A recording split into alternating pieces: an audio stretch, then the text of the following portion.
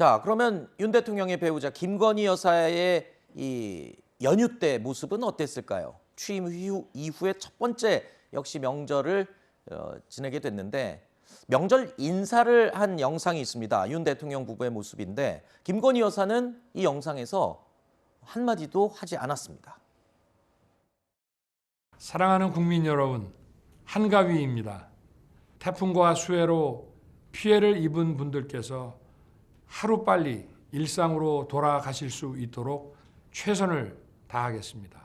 국민 여러분, 명절만큼은 일상의 근심을 잠시 내려놓으시고 희망의 보름달을 품는 추석 연휴가 되시기 바랍니다.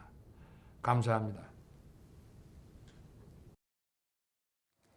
자, 보신 것처럼 윤 대통령만 이 말을 하고 김건희 여사는 아무 말을 하지 않은 그런 모습이었고요. 또 윤 대통령은 지난 9일에 이 전통시장을 방문했을 때도 혼자 방문했습니다. 명절 때 부부가 함께 전통시장을 찾았던 전 정부와는 또 다른 모습이었습니다. 네, 아주 명절 잘 보내시고 감사합니다.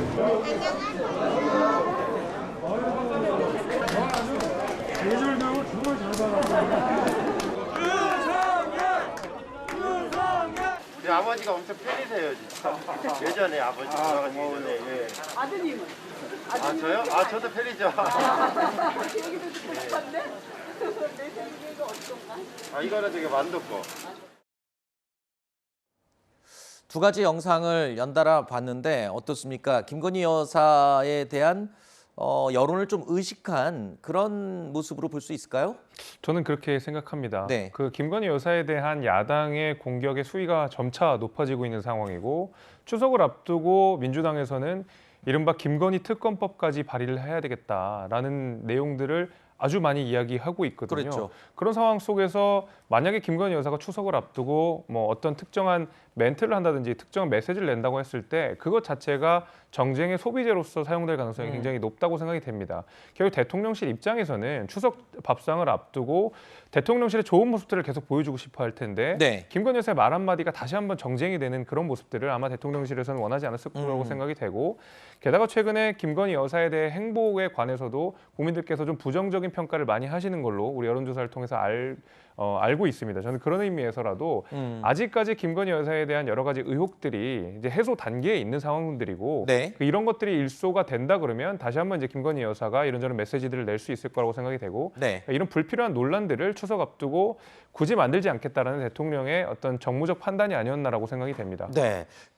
윤석열 대통령이 이달 중순에 열리는 유엔 총회에 참석하기에 앞서서 영국 엘리자베스 2세 여왕의 장례식에도 참석할 계획으로 알려져 있는데요. 자, 그러면 네. 유엔 총회는 몰라도 엘리자베스 여왕 장례식에는 부부 동반으로 혹시 가게 되지 않을까 싶은 생각도 할 수 있을 것 같은데. 그럴 가능성이 좀 조심스럽게 네. 나오고 있습니다. 사실 대통령도 아마 런던에서 오는 19일 날 이 장례식이 치러진다라고 하는데 네. 장례식만 가는 일정이라면 사실 소화하기가 좀 어려웠을 거예요. 워낙에 그렇죠. 바쁘다 보니까. 그런데 바로 직후에 미국 뉴욕에서 유엔 총회가 열리기 때문에 네. 런던에 들렀다가 미국으로 직행하지 않겠느냐라고 이제 그 동선이 예상이 되는데 네. 보통 유엔 총회에는 각국의 정상들이 부인을 동행하는 경우가 상당히 많다고 합니다. 네. 그래서 문재인 전 대통령 같은 경우에도 부인 김정숙 여사와 함께 유엔 총회에 참석했던 전례가 있기도 하고요. 네. 다른 외국 정상 같은 경우에는 가족들을 동반하는 경우들도 왕왕 있기 때문에 네. 그렇다면 이른바 다자간 외교 무대에 김건희 여사가 한번 이 얼굴도 알리고 외교 행보를 했으니 네. 유엔 총회에도 가는 것이 자연스럽지 않겠느냐. 아하. 그렇지만 한편으로는 또 여러 가지 이 국내에서 여사를 둘러싼 그런 의혹들 그리고 종전에도 나토에 순방을 했을 때 개인을 아는 지인을 데려갔다 등등의 좀 논란이 나왔던 바가 있어서 네. 그런 부분과 관련한 우려를 좀 불식시키고 같이 동행하는 방향을 채택하지 않을까 이렇게 좀 조심스럽게 전망해 봅니다. 네, 뭐 공적인 일정이고 이 동행하는 거 자체에 뭐 문제가 있는 건 전혀 아니지 않습니까? 그러니까 논란이 일만한 그런 일정만 아니라면 동행하는 건 지극히 자연스러운 일이다. 그럼요. 저는 이제 대통령의 부인에게도 어떤 외교적 책무라는 것이 분명히 주어집니다. 특히 그 대통령의 배우자라고 하는 그 역할 자체가 특히 외교 무대에서 많은 그 우리가 이 활약을 하게 되거든요. 네. 과거에 이제 김건희 여사가 우크라이나 뭐 복장 위아래로 이제 입으면서 그것이 또 우크라이나에 힘을 실어줬던 사례도 있었고 네. 어떤 문화적 친소 관계, 문화적 교류 같은 것들은 사실 배우자의 역할로서 그 전에 어떤 이 지도자의 배우자들이 많이 해왔던 역할입니다. 특히 네. 이제 문화라는 면에 있어서는 김건희 여사가 굉장히 큰 강점을 갖고 있다. 이런 부분들을 생각하면 사실은 대통령 배우자로서 김건희 여사에게 주어지는 역할들이 분명히 있는 것이고 이런 역할들을 공적인 역할들을 수행하는 것에 있어서 민주당이 만약에 비판을 한다 그러면 그건 사실은 대통령 배우자로서의 역할도 전혀 하지 말라라는 비판처럼 들리기 때문에 저는 당연히 충분히 같이 동행을 하셔서 배우자로서의 역할을 해낼 네. 것이라고 생각이 됩니다. 일단 추석 연휴 끝나고 나면 유엔 총회 참석 그리고 또 이 엘리자베스 여왕 장례식 참석 뭐 이런 굵직굵직한 국제 행사들이 준비가 돼 있습니다. 이렇다면 본격적으로 뭐 외교전이 시작이 된다 이렇게 볼 수 있는데 한 가지 이 장례식장에는 조 바이든 대통령도 오고 기시다 일본 총리도 옵니다.